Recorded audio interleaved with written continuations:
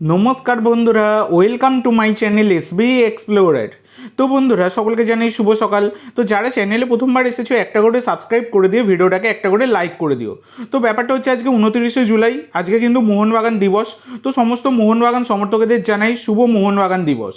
তো প্রথমেই যে আপডেটটা দিয়ে শুরু করতে চলেছি সেটা হলো গতকালকে মোহামেডান এসসির সাথে ডায়মন্ড হারবার এফসির ম্যাচ ছিল, যে ম্যাচটা কিন্তু 2-1 গোলে পরাজিত হয়েছে মোহামেডান, যেখানে ডায়মন্ড হারবার তারা কিন্তু জয়লাভ করেছে, শেষ মুহূর্তে মানে গোল দিয়ে জয়লাভ করেছে লুকা মার্সেনের গোলে। তো এর পরবর্তী যে আপডেটটা তোমাদের দিতে চলেছি সেটা হচ্ছে সুমিত রাঠিকে নিয়ে।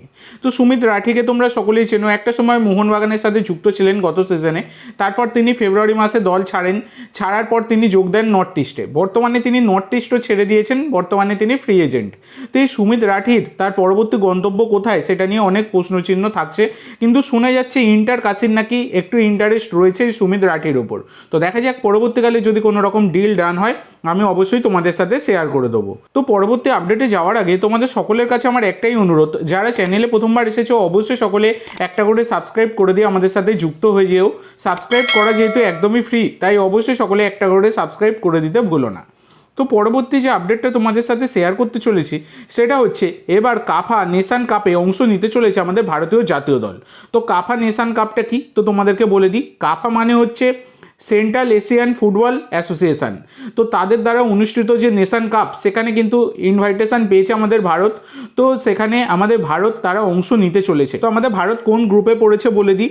যে গ্রুপে রয়েছে আমাদের ভারত সেখানে মারাত্মক টিম রয়েছে, কিন্তু তাজিকিস্তান রয়েছে, ইরান রয়েছে এবং আফগানিস্তান রয়েছে। তো আফগানিস্তানের কথা দেখো বাদ দেওয়া যাবে না, আফগানিস্তান যথেষ্টই ভালো খেলেছে, এর আগে আমরা দেখেছি। বিশেষ করে ইরান রয়েছে, মারাত্মক লেভেলের একটা ব্যাপার। তো 29শে আগস্ট তাজিকিস্তানের সাথে আমাদের ভারত খেলবে। তো আমাদের ভারত তাজিকিস্তানে কিন্তু সবকটা ম্যাচ খেলবে, 3টে ম্যাচ। আর 1 সেপ্টেম্বর খেলবে ইরানের বিরুদ্ধে আমাদের ভারত, 4 সেপ্টেম্বর কিন্তু আফগানিস্তানের বিরুদ্ধে ভারত খেলবে। তো এই হচ্ছে শিডিউল। তো মারাত্মক লেভেলের কিন্তু একটা ম্যাচ আমরা দেখতে পেতে চলেছি।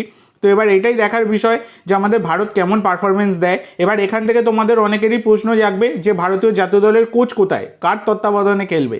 তো তোমাদেরকে বলে দিই, নতুন কোচের নাম সম্ভবত 1 আগস্ট ঘোষণা হতে পারে, এইরকম একটা সম্ভাবনা কিন্তু আছে। তো দেখা যাক কী হয়। তো এর পরবর্তী যে আপডেটটা তোমাদের সাথে শেয়ার করতে চলেছি সেটা হচ্ছে মোহনবাগান নিয়ে।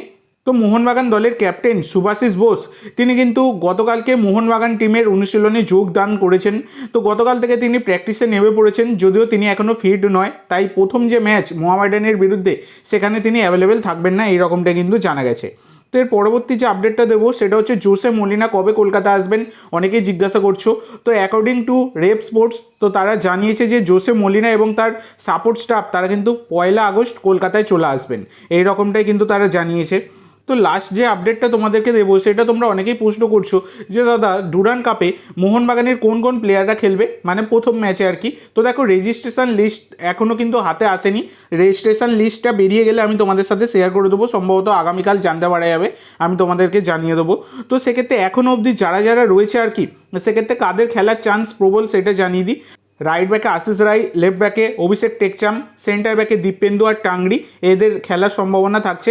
মনবীর সিংয়ের খেলার সম্ভাবনা কিন্তু খুবই কম, তার জায়গায় পাসাং তার কিন্তু খেলার সম্ভাবনা রয়েছে।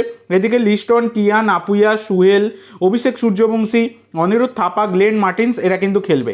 তো প্লেইং 11-এর ভিডিওটা আমি ম্যাচ যেদিনকে রয়েছে 31 তারিখ ম্যাচ ডেট দিন সেদিনকে কিন্তু নিয়ে আসবো, আর রেজিস্ট্রেশন লিস্ট আগামীকালকের মধ্যে হাতে চলে আসবে আশা করা যায়, তারপরে কিন্তু আমি তোমাদের সাথে শেয়ার করে দেবো। তো এই ছিল কিছু গুরুত্বপূর্ণ আপডেট। তো আজকের জন্য এইটুকু বন্ধুরা, ভিডিওটি ভালো লাগলে অবশ্যই লাইক করো, শেয়ার করো, আমার চ্যানেলে প্রথমবার এসে থাকলে চ্যানেলটি সাবস্ক্রাইব করো, আর কমেন্ট করে জানাও ভিডিওটি কেমন লাগলো। ধন্যবাদ।